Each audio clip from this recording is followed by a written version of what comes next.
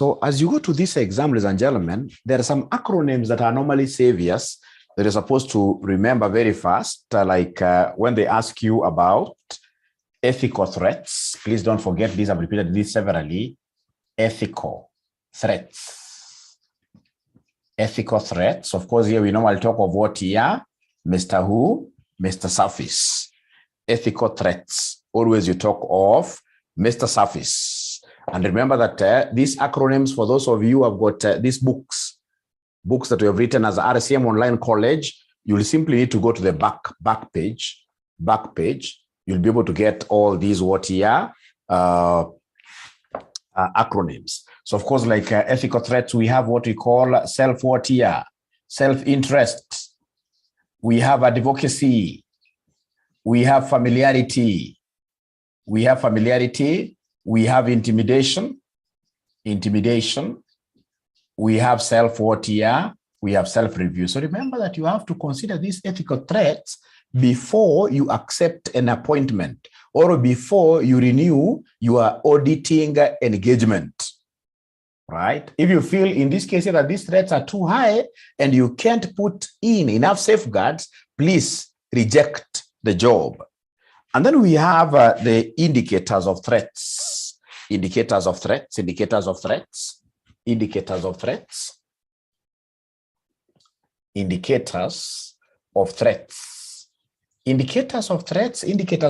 If you can remember very well, we normally use the acronym full stop. Very important. We normally use the acronym of full stop. So the moment I'm able to see these indicators, then I should stop working on the job, or I put in safeguards to ensure that everything will be okay. So the first full stop there, we have here indicators of threats, full stop. We have friends and family. We have this undue fees. The concept of what here? 15%, if you can remember, concept of 15%. So we have loans. It is loans to stroke from. Once you receive a loan from that particular client, that is quite a big indicator of what here? A threat. Because the CV has given the advanced a loan of say 5 million to you. Will you be able to give him a bad opinion? He'll call back his facility. So it's important for you to know that. Then we have this other L for litigation. Mkishapelekana kotini ni hivyo, international disaster. Hiyo uhusiano imeisha. Then we have shares in the client company. Of course, that means you'll be having a self-interest in that company, shares in the client company. We have here taking gifts. So basically, we are talking about undue hospitality.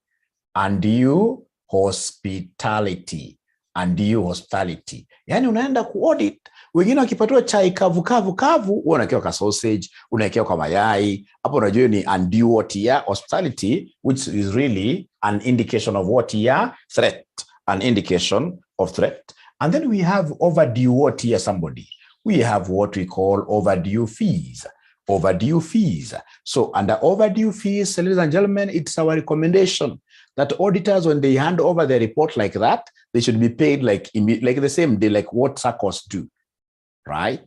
Because once in this case here, you owe them money, automatically that brings in some kind of what here? Dependence. So this guy will be on his knees down, always telling you, please pay me last year's fees. When he's on his knees down, there is no way he'll be able to give you what here? A bad report. There's no way he'll be able to give you a bad report. And then we have this P. The other P is provision over other what here? Over other services, other than what here? Audit. What we call the non-audit services. Non-audit services is a big indicator. Is a big threat. Why? Because when you're offering these non-audit services, number one, of course, there shall arise what we call self-review. So self-review, you'll be getting a chance of relooking at your own at your own figures you had calculated earlier When you are engaged in the non-audit services, ladies and gentlemen, when you are auditing, that will be very bad. And again, provision of other services here to the same client will automatically, ladies and gentlemen, lead to what we call what here, your fees being very significant fees. You're receiving significant fees from one client. You are receiving significant fees from one client, which will be what here, an international what here disaster. You will get this assignment from this client, another assignment from the same client. So at the end of the day, you will end up getting more than what here, more than 15%. So ladies and gentlemen, is this okay? Is this okay? The concept of the indicators, and the question really will be guiding you. The question will be guiding you. You'll be able to see here, this guy has friends in the board. This guy has family in the board. That is a threat, right? That's a threat. That's a threat. Okay. So are we okay with this? Can we go to something different? Can we go to something different? Can we go to something different? Can we go to something different? Yes. Now, the last one that I would want, of course, the others I know you guys know, kama zile za ACCA covers mmejua sana. The other one that I would want you always to think about is the categorization of internal controls. Categorization of internal controls. Categorization of internal controls. Categorization of internal controls. So categorization of internal controls. So akiuliza swali ya internal controls, grouping of internal controls, hii mnajua sana, what tunasema ni spam soap. Categorization of internal controls. Categorization of internal controls. Right? So like we have in this case internal controls, which are organizational, whole organization, organizational in nature, organizational controls. We have these, ladies and gentlemen, stands for what? Physical controls. The lock and the key. Physical controls. We have A standing for what here? Arithmetic controls.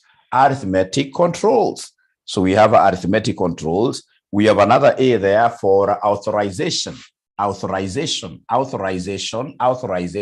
Stroke what here? Approval. This is very important. For example, when they tell you to give a procedure for reconciliation, auditing reconciliation, first of all, I'll have to check for board minutes for what here? Approval, right? Where in this case here, for example, they'll say that this particular bank reconciliations will be done on this particular time, and they'll be done by, for example, the chief accountant. So we know who to ask this information from, right? When they talk about arithmetic controls, we are looking at the casting. Are the totals agreeing? etc. So we have, ladies and gentlemen, the next one, we know that we have got what we call management controls. This is quite a key categorization. Then we have segregation of duties. Segregation of duties. This is a very important control, which you should always be mentioning in whichever. We can work controls over assets, right? Controls over cash. Unajua lazima kuwa na segregation. Huwezi kuwa mtu mmoja una receipt, ndio una receive, hapana. Segregation. To segregate is to separate. To segregate is the opposite of aggregate. When you aggregate, you're putting together. When you segregate, in this case here, you're doing what? You're giving duties to many people like that. Giving duties to many people like that. We have this S, ladies and gentlemen, very important control, supervision controls. And then, of course, we have the general personnel controls. So please guide me whether I should be able to rub this. After all, these are things that you guys are done in class, really. It's not even part of what I should be discussing. These are too basic, you know. These are too basic. Yeah.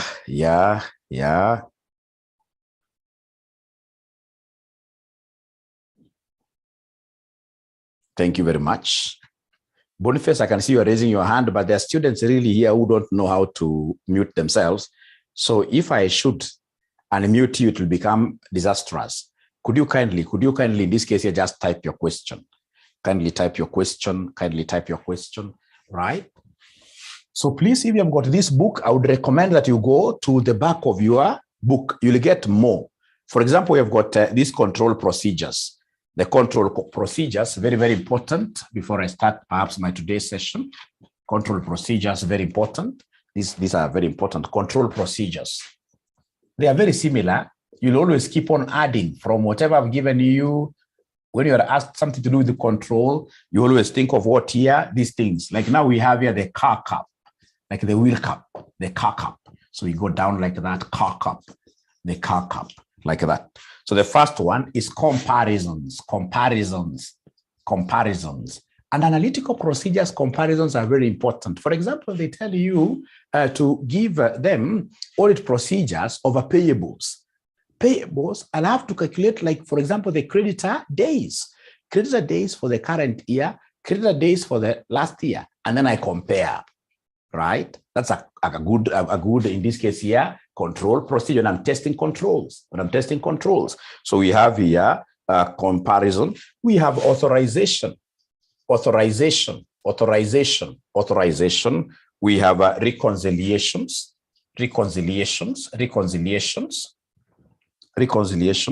We have computer controls. For example, the controls to do with what you access, passwords, right? Firewalls existing. You know, we need, like now when we talk of auditing of e-commerce, we need websites which have got very strong firewalls, so that in this case here, they are not hit by cyber attackers. So those are the kind of things as an auditor I would want to look under computers, and of course see whether, you know, when I'm doing computer auditing, for example, when I'm looking at auditing of clouds, data storage, right? Auditing of computers, I'll have to look at these things of passwords, right? Who is in charge of these passwords? Who has these passwords, right? How often are they changed, right? I'll even bring in what we call the cyber security people to come and try, in this case here, to penetrate these systems here, right? Using their own password, they crack, right? If they crack, of course, I'll be able to know that the firewalls here are not okay. Those are the kind of things you raise, ladies and gentlemen, right? Is the data in there good? What type of, for example, virus software they're using, right? Computer controls, I have to talk to the people who sold these computers to us, to my client, I mean, right? So I have to do some secularization here. Ladies and gentlemen, if there are any softwares in between there which are custom made, I would want to talk to those people and they get to see, for example, whether they provide continuously what we call vendor support. Because so many guys will go and acquire, for example, an ERP from India, and then the next day, the ERP providers, they run away. So then they have got nothing. As an auditor, I should be able to raise a question mark and ask the management to do adequate disclosures that should this, for example, system fail to work, we are going to have major challenges, right? So computer control is very important. From there, we have the arithmetical, very similar, I told you, arithmetical controls.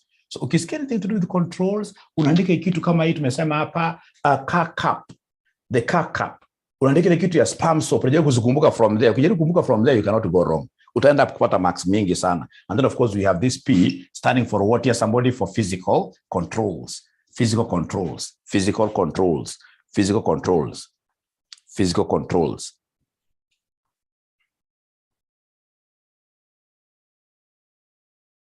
And then the others are very, very popular. I know all of you must be having this book. Is that not true? All of you must be having this book, true or false? All of you must be having this book, which can be a lifesaver in the last minutes. Tukone kitabu ama hatuna? Tunayo kitabu ama hatuna? Tunayo ama hatuna? Mnaongea haraka haraka. Tunayo ama hatuna? Tuko nayo ama hakuna?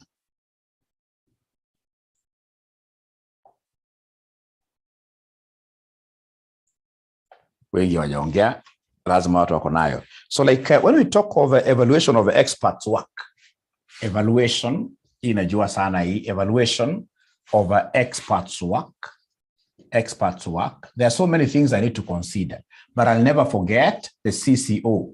I'll never forget the CCO. I will never forget the CCO. Is this person competent? Is the person competent? In this case here, is the person, in this case here, capable? Does he have that capacity? You know, he could be competent, but he doesn't have capacity. So capable like that. And in this case here, are they objective? Are they objective?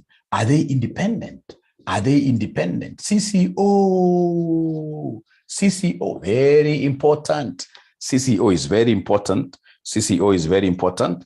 And then the last one, for those of you, for example, who have never been to my class, is the last one. There are many of them, but the last one is the control objectives.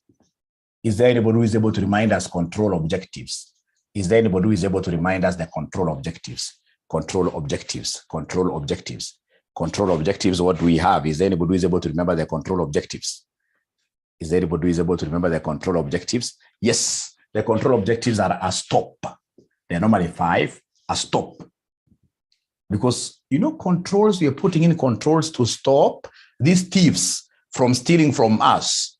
So a stop, control objectives are stop. So the first one being accuracy, the second one being safeguarding of the company's assets, safeguarding of assets.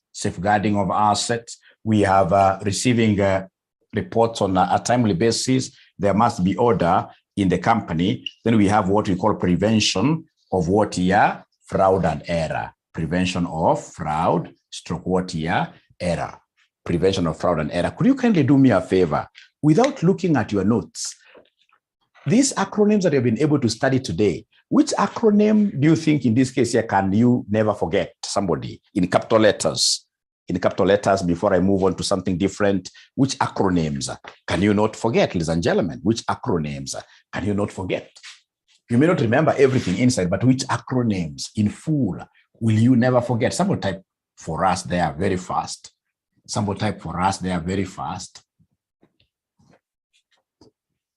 Akoth Winnie, thank you very much. ACCA cover for what here? For the management assertions. I like that. Akoth again, I'm going to put another one. A stop for the control objectives. How about the other students? Henry amesema yeye amependa mambo ya gari sana. Wheel cup. My wheel cups have to be very nice. Wheel cup, they speak so much about yourself. Car cup. The car cup comparisons, etc. Wengine hawakumbuki yoyote. Full stop. The indicators of threats. Anakumbuka F ya kwanza ni family. Family, they live and destroy your businesses. Then Susan Mwenda amesema yeye anakumbuka ile ya A, E, I, O, U for substantive procedures. I love this. A, E, I, O, U for substantive procedures. For substantive procedures, we have A, E, I, O, U. So A is analytical procedures. We have in this case here inquiry, stroke third party confirmations, We have inspection, we have observation, we have recalculation, stroke reperformance. Thank you very much. Recalculation, stroke reperformance. Thank you very much. These are things ukienda ukiongelelea leo utapita sana hii exam. Akoth Winnie anauliza full stop in full namaanisha nini? Yeah, there is somebody who is talking of spam soap. Yes, Joanne. We have Boniface has gone for the easiest. This one of assessing the work of an expert. Assessing the work of an expert. We have CCO. Is this guy competent? Is he capable? Does he have that capacity? Yes. Is he objective? Thank you very much. And if you allow me, I'll be able to go to the next thing because I know you guys are clever. You're going to give this lady called, is it Winnie? Yeah, Winnie. I'm so sure somebody will be able to explain to her what this full stop means. If they will not explain to you, Winnie, please, I'll be able to do that very fast. Now, something in this case here that can easily something that can easily come to your exams this time around is this auditing in the public sector. Auditing in the public sector, of course, these guys will ask you very simple question between, or rather in this area, simple questions really. Simple questions really. Simple questions like which one? Like differentiation between performance audits and the compliance audits. They'll ask you about the 3 E's. 3 E's. Remember, ladies and gentlemen, for public sector entities, they are not there to make profits. Them in this case here, they are there to satisfy the 3 E's. So is there somebody who is able? Thank you very much, Susan. Susan, you're the best. Susan, I should be able to buy you a present. Right? I'm going to take time, zote. Right?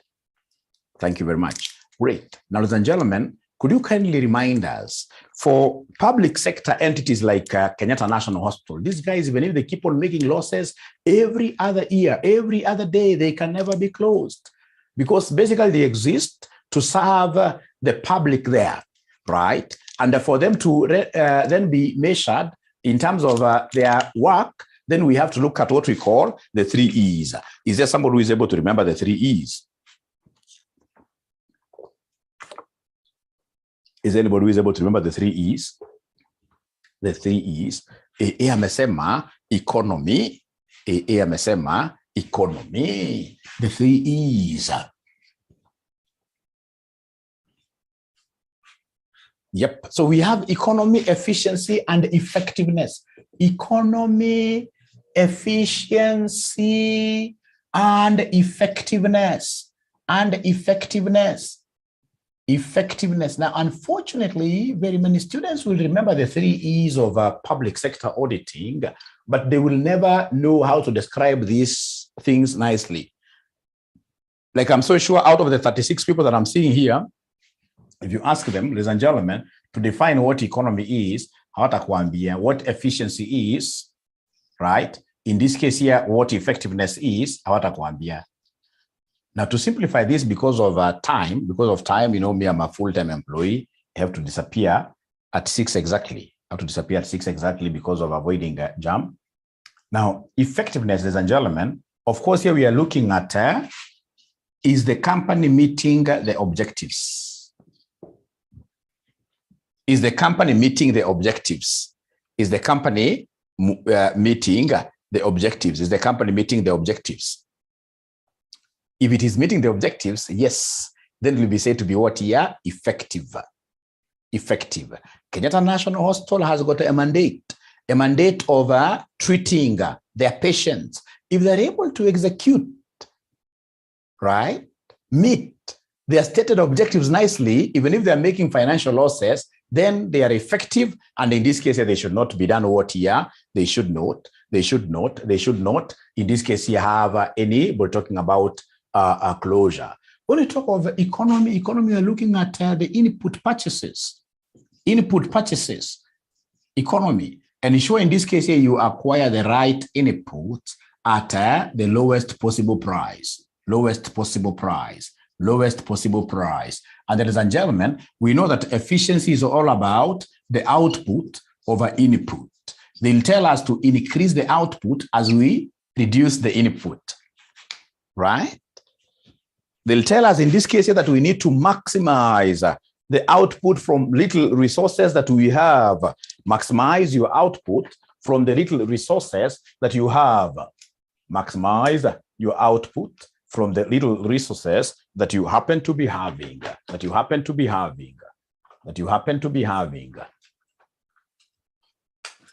Right? Remember, it's a high level. There is really nothing much to discuss about this. But I want to believe you guys have been able to pick something, right? Have you been able to pick something from there so that I can go? Yeah. Can I go on to the next thing? So when they talk of efficiency, remember the output has to be more. So you must talk of what here? Operational efficiency, right? We must talk of even environmental efficiency, where you use the 3 R's. When you see papers around, always consider reusing them, recycle them, right?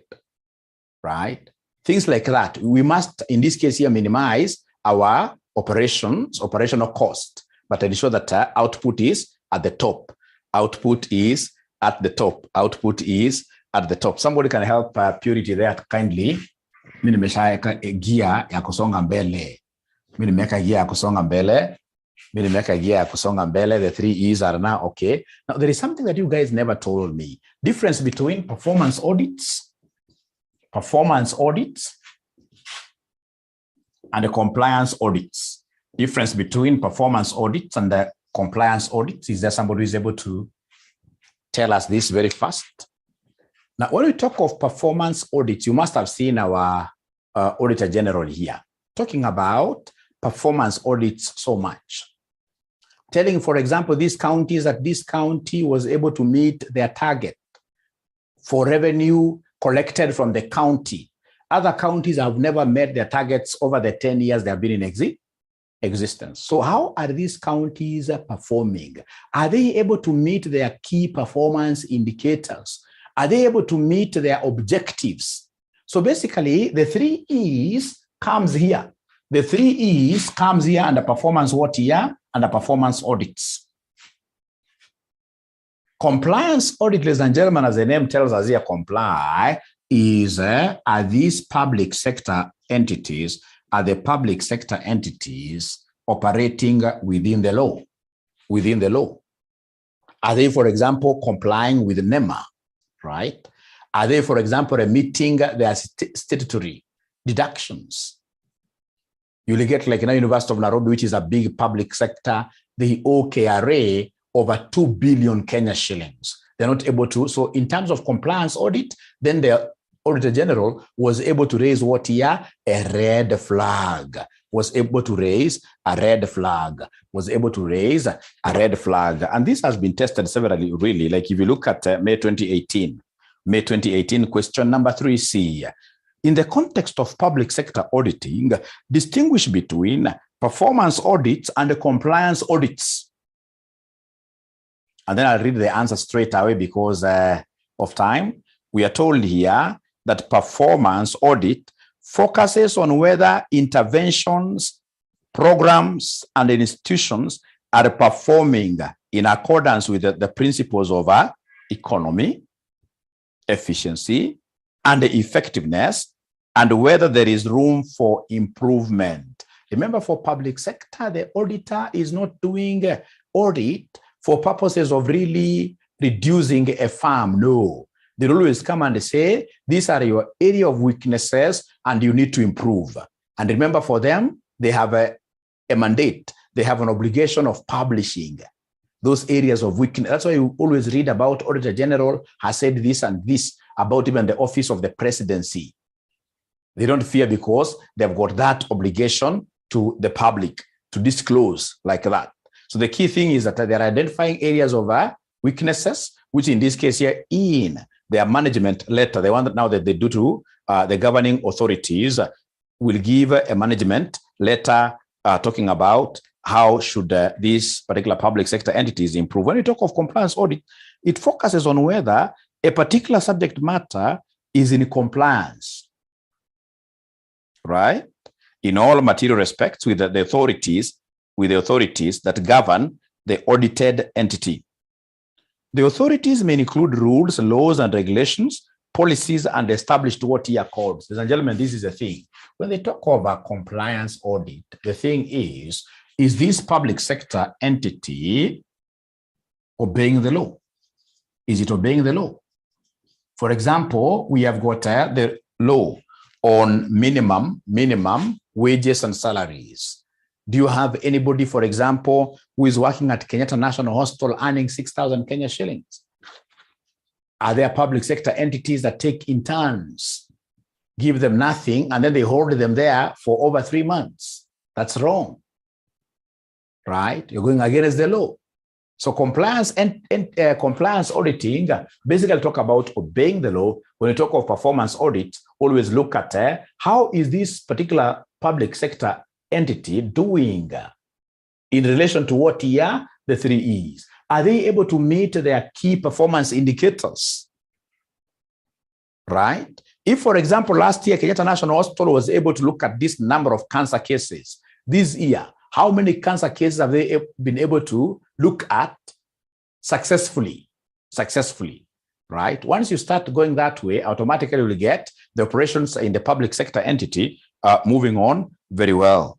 And then November 2015, they asked us, November 2015, they asked us to discuss the 3 E's for value for money auditing as used in public sector accounting. This is the same thing. 3 E's, remember 3 E's is value for money audit, value for money audit. That one I'll not discuss it because tumerudia sana hiyo. Now, how about May 2016 question number 1? May 2016 question number 1. I'm not interested with part 1. Part 1, they wanted us to define the term performance auditing. I'll be able to use a lot of language. But at the end of the day, I must mention there something to do with what here, value for money audit, the 3 E's. Are these organizations able to meet KPI? And really, that is what this auditor general is going to ascertain under performance auditing. How are they performing? That is the key thing, ladies and gentlemen. And then number 2, discuss the 3 approaches that might be taken in examining the performance of the audited entity. Discuss 3 approaches that might be taken in examining performance of the audited entity. So basically, which approaches will the auditor general use to carry out performance audit,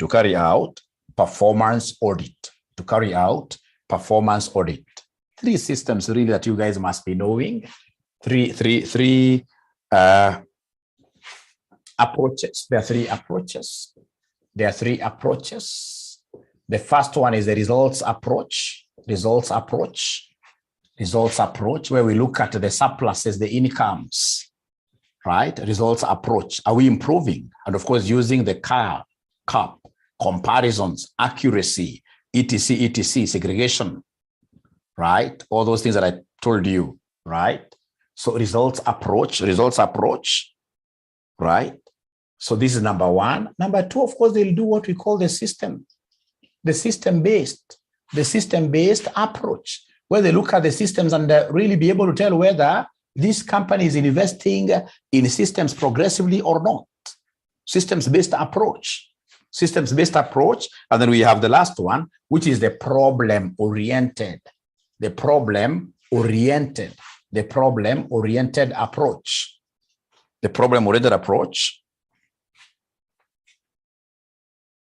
So under problem-oriented approach, for example, the Auditor General will be called in to go and investigate a particular company, a particular issue in a company, right? So the Auditor General will be told, you go, there is a problem there. Please go and help us before we come even for the firefighting. Go and help us there to see whether this kind of corruption we are hearing being spoken about in the dailies, whether it is truthful.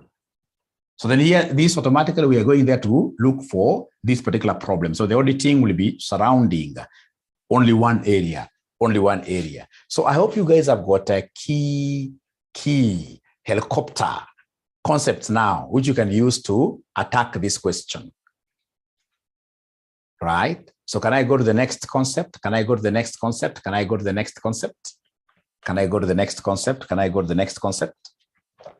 Yeah. Great. Okay. Remember, it's high level. So we were told the last question here, right? The last question here is November 2019, question number 4C.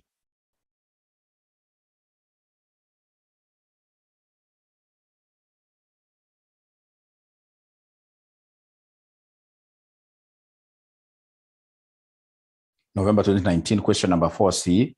Describe 4 objectives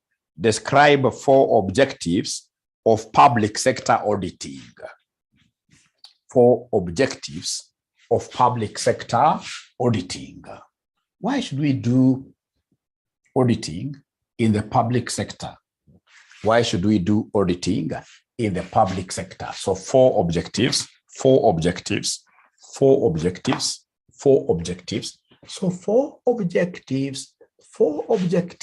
of public sector auditing. Four objectives of public sector auditing. So the first objective, ladies and gentlemen, of course, is to give what? To give an opinion. That's like for the profit-making entities, private entities. So in this case here, the general or auditor general will be able to give an opinion as to the truthfulness, fairness of the financial statements presented. That is the first objective, right? The second objective, ladies and gentlemen, here of public sector is to ensure value for money given by government. Value for money, right? We have the concept of enhancing what here? Enhancing accountability. Accountability stroke what here? Transparency,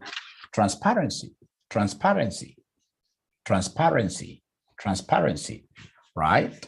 We have in this case here the addressing of what here? Areas of weaknesses or improvement areas,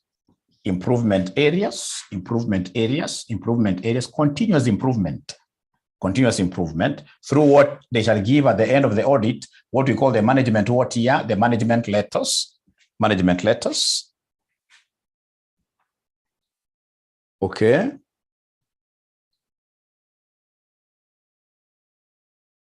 Others, of course, you guys can use that book. Great.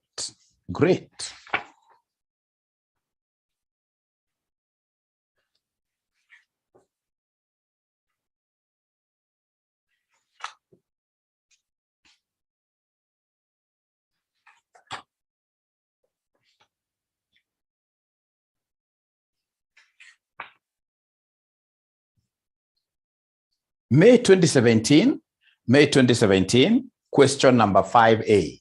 May 2017, question number 5A. May 2017, question number 5A. May 2017, question number 5A. Question number 5A.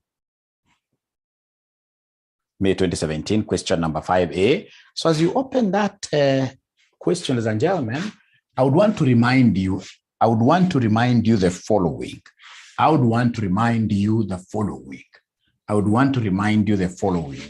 About types of auditors, what here?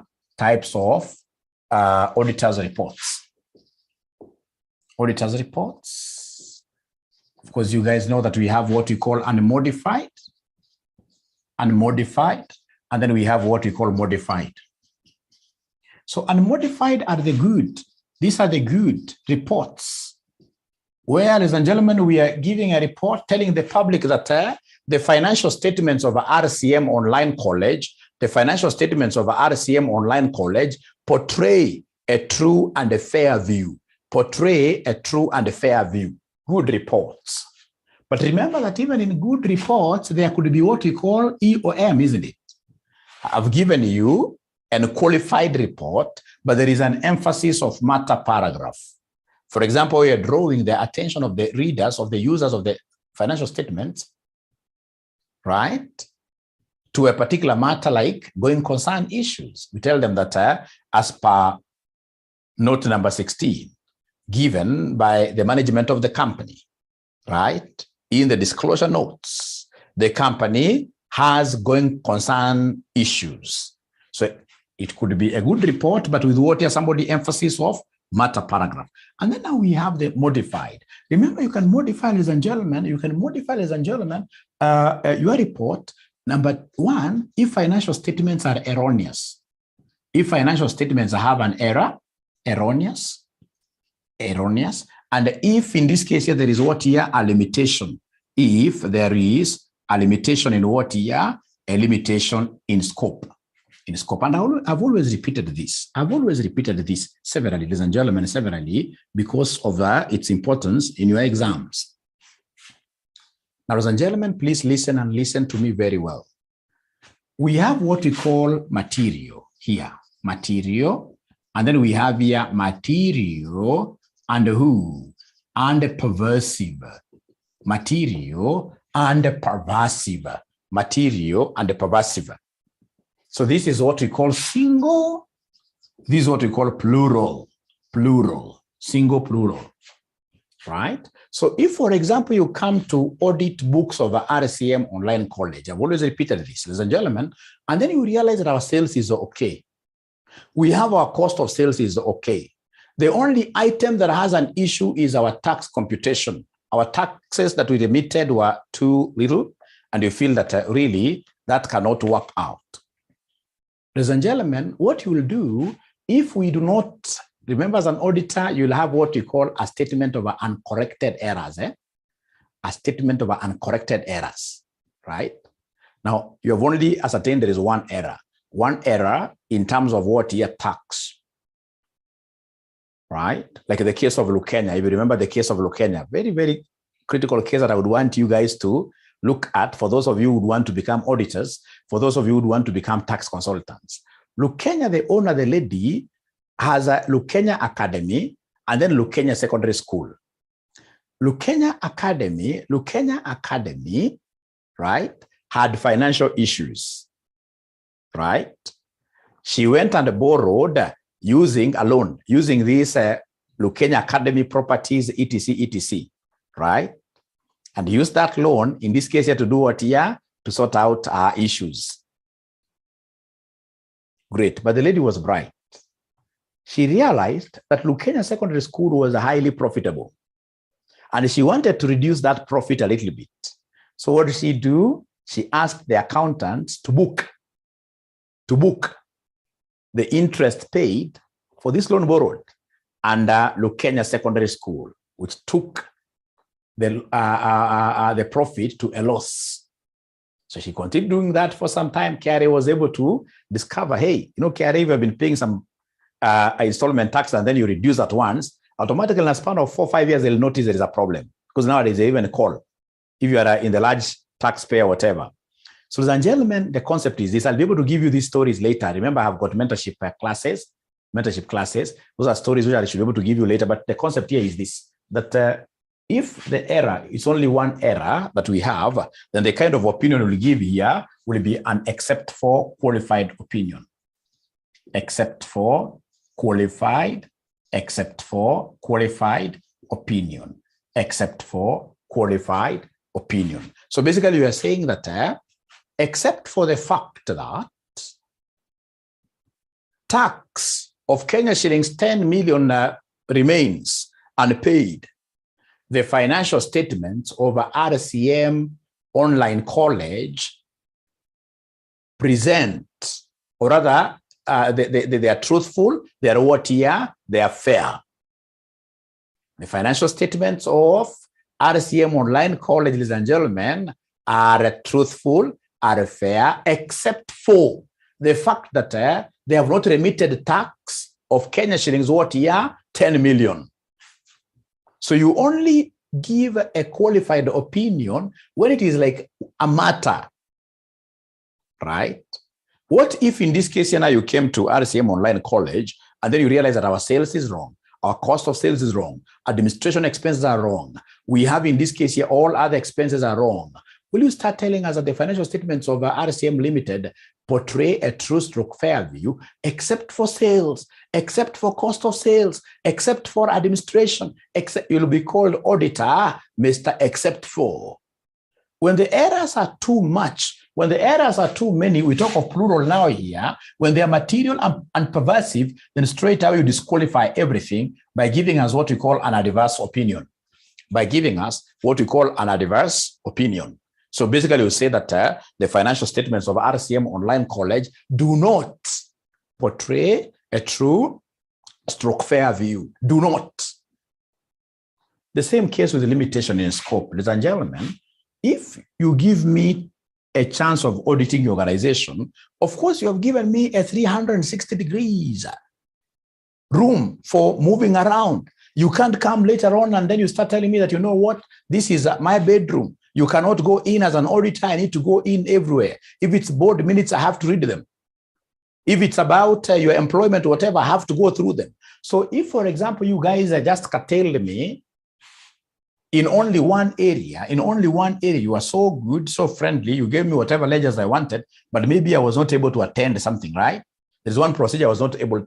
If it's only one and it is material, then you'll come and give what we call an except for. Qualified and except for. Qualified opinion and except for. Qualified opinion. But what if I come to your organization and then you come and tell me, ladies and gentlemen, that the entire accounting department, like it happened in Kitui County, the entire accounting department got burnt down. It means I'll not be able to do any procedure. It means that there is a problem. So which opinion should I give here, somebody? Which opinion should I give there, somebody? Which opinion should I give here, somebody? Which opinion should I give here, somebody? Which opinion should I give there, somebody? Which opinion should I give here, somebody? Which opinion should I give here, somebody? If things are really not working out, there are even companies that I know, when an auditor just shows up like this, everybody runs left, right, and center, and then the auditor will be left standing alone at the middle of a room. Auditors go through so much. Auditors and the KRA staff, I'm telling you, you really need some thick skin and the grace of God for you to survive. So if every day you are coming in and everybody is running away like that, then you will not be able to form any opinion because you will not be able to gather sufficient appropriate audit evidence, right? So in that case, here's a course, and Joan and Purity up there told us, here we need to come and issue what we call a disclaimer of opinion. We need to come and issue a disclaimer of opinion. So now with that, could we kindly go to this May 2017 5A? 5A. So state the opinions you would give in each of the following situations. State the opinions you would give in each of the following situations. Number one, the books of the client were taken away by the regulator for investigations and were not available for audit. So that, of course, is a limitation of scope.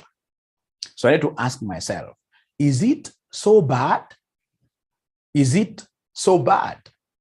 All the books were taken away by the regulator. I could not perform audit. It is so bad, yes. So then that one, which one should I give somebody? Which one should I give among us these four? Which one should I give? Which one should I give? Which one should I give? Which one should I give? So number one, according to a course, is a disclaimer, you're right, because really you will not be able to do any audit. It's a disclaimer, thank you very much. Number two, the provision for doubtful debts was not adequate. The data in the financial statements were misstated, but the financial statements gave a true and fair view. So if the financial statements gave a true and fair view, and it's only one item that has an issue, one item called provision for data that have got an issue, then what I'll do there is to go and give out what we call a qualified audit opinion, and except for qualified audit opinion. Look at Roman 3. Thank you very much. Look at Roman 3. There was no provision for depreciation, and the directors were unwilling to provide for any amounts during the year. The amount, if provided for, would reduce the reported profit by 30%. By 30%. Now, listen to me very well. Of course, that is one item. That is one item. I agree.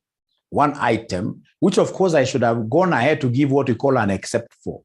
But look at the misstatement impact. That if they provide for this depreciation, automatically the profit share will go down by a whole 30%. Don't you think that is quite pervasive? It is pervasive, and therefore I should be able to give what we call what here somebody an adverse opinion. Thank you very much. Roman 4, the last one. There was a legal suit filed by a customer who was unsatisfied with the goods supplied, but no provisions were made in the books. The assessment of the case by the company lawyers indicate that the customer has very slim chances of success. Perhaps below 50%, below 50%, right? Chance. So there was a legal suit filed by a customer who was unsatisfied with the goods supplied, but no provisions were made in the books except for qualified. Ladies and gentlemen, if this particular case has a very little chance of survival, very little chance of success, automatically it is an immaterial thing. And if it's immaterial, if it is immaterial and the other items are okay, then why should you qualify? You can only qualify, bring it out, if it is eminent. If in this case here, we know it shall crystallize. Shall crystallize. So, ladies and gentlemen, this one, I'll go ahead and give what here unqualified opinion, but of course, I know I'm the one who misguided you here because I pointed that to this. This one automatically falls under unqualified. Unqualified. I only take cognizance of the fact of taking this particular kind of an issue to my auditor's report if it is material, if it has got high chances, of crystallizing, of us being knocked down in a court of law, then it becomes a contingent liability that has to be fully disclosed. And of course, in this case here, even the auditor, I could be forced, in this case here, to mention it somewhere. Again, depending on its materiality and pervasiveness. Materiality and pervasiveness. So, ladies and gentlemen, as much as I would wish really to continue, I have a very busy role at my workplace, which really cannot forgive me if I go there late. So it's exactly 6. So I would want to take this opportunity to wish each one of you success. What I would recommend, I've sent to you some videos, right? So before your exams, ensure that you are listening to those videos quite a lot. And then, of course, good students will always look at this topic of what here, this topic of controls, this thing of controls, where, for example, you're told here controls over payables, right? What you need to know are the documentations. Which documentation do you need? If it's payables, of course, before we do this, there must be what here? Payables, of course, we bought goods. So we need to pay our suppliers. So like suppliers list, casting it, ladies and gentlemen, we have the concept of goods received notes, etc, etc, etc, etc. We don't want to pay ghost workers. Then remember the concept of what here always, whenever you're asked about a procedure, management representations, always you think about inquiries and third-party confirmations, management representations, right? Of course, they have to be in writing. Ladies and gentlemen, I'll have to come and talk about what here under inquiries. I'll have to talk to these creditors. I'll have to circulate something to them, right? At times, you even exaggerate, like talking to a bank, given a particular invoice. Just write to a bank and tell the bank that there is this invoice, which I'm seeing some ordinary, an ordinary, right? Figures. I would want to know whether it is true that they were paid off like that. So that is it. Yeah, board minutes, yes. Those are the kind of things you write. Remember, in auditing, it is all about, in this case here, keeping the wheel rolling. Don't go to an auditing exam and then you start looking at the ceiling. No, it is keeping the wheel rolling for 3 hours. Don't go there and do what here? An exam, it's an easy exam, you do it in an hour and then you run away. No, you will not pass. Trust you me. Those questions may look easy, but remember how you answer them. You must be exhaustive. When they give you, for example, 4 marks, depending on what they tell you to do, if it's explanation, it has to be 2 pregnant paragraphs or dashes like that. Or you write like a point and then you try to expound on it like that. So it will be very important for you to exhaust those questions the way they are set. They are set in a way that you should be able to do them in how many hours? 3 hours. There is no hurry. You're not trying to please anybody in the exam room by walking out much earlier. No. And then, of course, regardless of how hard the paper is, always ensure that you're doing what you're writing something. Now, after you finish, ladies and gentlemen, please remember, you need to come and join us for the advanced. I'm really waiting for you. Already have started for the advanced level. Join us for the advanced advanced level. And of course, you'll have to do, this semester you're doing 4 papers. This semester you're doing 4 papers alone. You guys are lucky. You can decide, don't do 4, do 3 papers alone. do 3 papers alone, do 3 papers alone, so that now the other paper, you'll be able to combine it with your project, right? With your business analysis project later. So these 3 papers, you need to do them with us. They are leadership and management. We have AFR, and then we have what here? We have AFM. The others, like AMA, I know very many people will not be doing AMA. Now people will be choosing between tax and audit. Tax and audit, depending on what would you want to practice in the future. If you'd want to go for these highly lucrative industry called KRA taxes, then you do advanced tax. If you want to become an auditor, you do AAA. So that depends on you. But please ensure that you are choosing RCM, Online College. Online College. Of course, you guys have our number of 0719 525,000. And remember, we have got very good packages for you this time around. For example, if you pay us for these 3 papers at once, each paper, of course, costs 3,500. We shall be able to give you training in QuickBooks for free.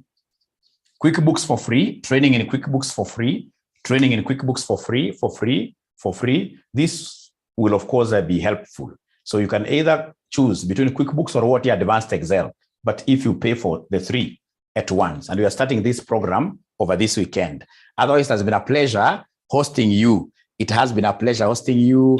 I look forward, ladies and gentlemen, to meeting you again. And of course, I wish you the very best in this 2022. Of course, the very best tidings will start with this pass in AAA, auditing and OTR assurance. Otherwise, thank you very much. Bye-bye.